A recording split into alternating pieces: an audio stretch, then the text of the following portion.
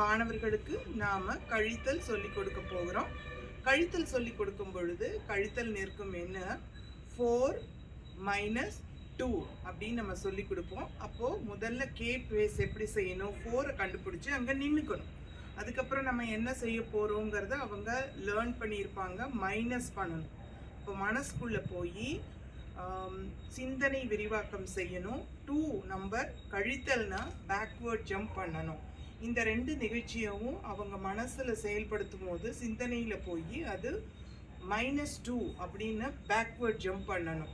அப்படி பண்ணினா நம்மளுக்கு விடை கிடைச்சிரும்னு அவங்க புதிய பங்களிப்பளிப்பாங்க. அப்போ 4 மைனஸ் 2, அப்போ ஒரு வாட்டி குதிச்சாச்சு, 2 வாட்டி குதிச்சாச்சு. நான் 2இல் நிற்கிறேன். 4 மைனஸ் 2 இஸ் ஈக்குவல் டு 2. இதுதான் கழித்தலுக்கான எம்டி நம்பர் லைன் ஜம்ப் ஸ்ட்ராட்டஜியோட செயல்முறை விளக்கம்.